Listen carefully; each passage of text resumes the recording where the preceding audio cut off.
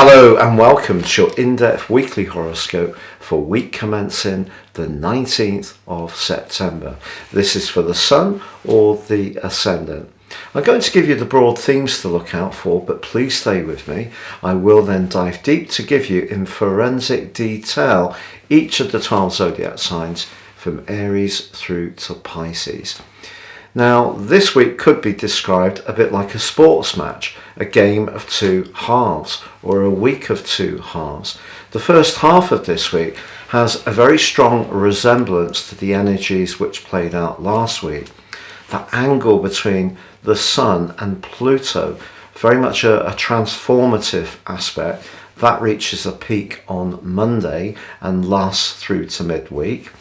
Venus and Mars are still in a right angle, and that lasts through to midweek. And that's bringing a greater sense of tension, but also potential excitement into the romantic realm. And also because Uranus is angling with Venus this week too, there is an opportunity to liven things up a little bit around all sorts of relationships by being a bit more spontaneous and not just going through the same routines and patterns that we can all tend to settle down into. Now also, those two retreating planets of Mercury and Jupiter are in opposition through to the middle of this week, which can see some bubbly conversations. It can also see some intense disagreements. You know, Jupiter is the planet that governs the sign of Sagittarius, which is very much about knowledge, but in the sign of Aries it can be more direct. Now the more moderate energies of Mercury in Libra is asking us all to find a balance, but of course the retrograde can see some cross wires. But later in this week we have one of the biggest events of the whole year. On Friday we have the Cardinal Quadrant 3 as the Sun moves into the sign of Venus, and we have the autumnal equinox. This provides a backdrop for the next 13 weeks, but particularly for the following 4 weeks, relationships are going to be a big part of everyone's thinking. And on this particular event, the Sun and Mercury are absolutely conjunct, or cazimi.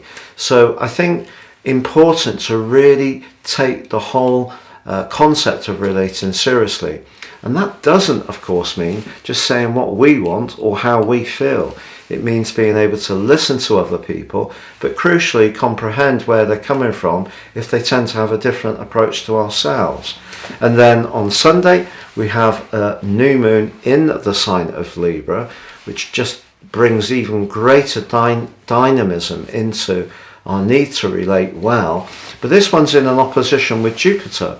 Interesting, Jupiter's still in that retrograde, and I think that this means that there can, if we're open to it, be some really positive exchanges.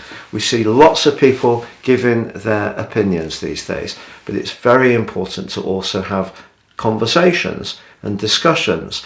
And I think as this week goes on, despite any tensions that may be there, and of course Saturn and Uranus are still inching closer to their exact square, which within 1 minute occurs between the 2nd and 12th of October, a repeat of an energy that was so prevalent in 2021, and at the start of this year there is a lot of tension around. So if we can find a way to embrace this Libran energy of trying to find points of agreement, or to celebrate the things that we share rather than highlighting all the time the things that are different between us, I think it does provide an enormous opportunity over the next few weeks. So Pisces, your week commencing the 19th of September forecast sees your co-ruler Jupiter, your traditional ruler, very much at the heart of proceedings. It's in house 2, the sign of Aries, which is about initiation, but house 2 can be about everyday money, can also be about our sense of self-worth. But of course the retrograde may mean that some of the things that you thought would work well financially may be being influenced by the wider impact of all the challenging headwinds that we're confronted with, But I think in its opposition with Mercury, if there is some spare money, you may be tempted to splash out on something that would give you some real pleasure. And if you can afford it, why not? But there's going to be a development towards the end of this week, which I'm going to tell you about shortly, which is really exciting for your prospects for the following month. But also this week, of course, we still have the Sun and Venus in your house of relating, house 7. That's exciting. Also Uranus in the part of your chart that's to do with everyday communication, although it's still in that aggravating right angle with Saturn, which has caused a lot of tension and stress and perhaps some sleepless nights. Here Uranus is saying, look, be open-minded to the type of people you can connect to. Saturn could have made you so wary or even a bit defensive that it's almost become a habit. And I think Uranus here in its link with Venus is saying, look, we can only give out a degree of goodwill in life and just see where it goes. We can't control it thereafter completely. We control what we do. But there could be a spontaneous connection this week that turns out to be really fun and really enlivening. Now Mars, of course, is in that 4th house, which is really provoking a lot of thoughts about where you live, how you live there and who with. But that's in a tenser link to Venus, and that's more, I feel, about an ongoing relationship. And that could create a spark, but it could also see you having some disagreements about some home or domestic based issues or even family politics. But the making up can be fun. But on Monday, the Sun's link with Pluto is absolutely fantastic. The Sun in the sign of Virgo, as you know, is about precision, but it's also about discrimination. The 7th house is where we set our boundaries. It can be where we compete. Sometimes it's about the people we know we have to interact with that are not necessarily our favourite people, but we still have to find a way to collaborate or cooperate. But the position of Pluto in your sector of your longer term future and also your highest values and friendships means that if there is someone or a group of people that you really can count upon, your understanding and appreciation of those links can be at a maximum level at the start of this week. Now on Friday we do have the 3rd of the cardinal quadrants. Western tropical astrology is divided into 4 units of 13 weeks.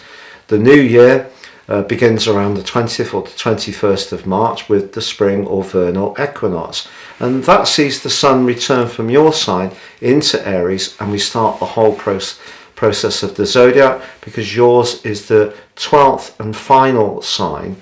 So the cardinal quadrant here is when the Sun reaches the 7th sign. So for everyone, this is about relationships for the next 13 weeks at some level, or how we interact, how we comprehend what people say, because it's not just about having a discussion, it's about actually knowing where the other person's coming from, deciphering that midpoint between what's said and what we hear is where so much goes wrong in life. We don't necessarily get where people are coming from because we may be caught up in our own emotions or our own needs at that point. So there's an opportunity to work at your relating, but Mercury, the planet of communication and the planet of relating in some ways, is actually conjunct in an exact way on this event, which is very rare.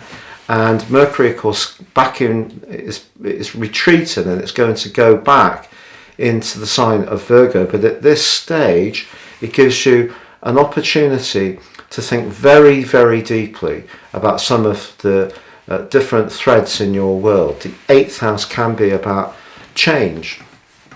If we create change in our life or change happens organically, things wither away on the vine, but then if we grow a new vine, we have new grapes and we have new wine or new grapes to enjoy. So sometimes in life things do leave us, but that creates the space for us to receive things in.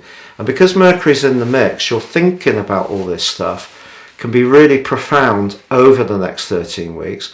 But the new moon on Sunday is where your ruler comes back into the picture, because that's also in the 8th house, but it's opposite Jupiter in its retrograde in Aries. And my prediction to you is that if you are someone who's quite canny with resources, some good news can come to you over the next 4 weeks. It could be about a contract, it could be about a legacy, a pension payout, an insurance issue, but something positive can come for you over the next 4 weeks from the end of this week.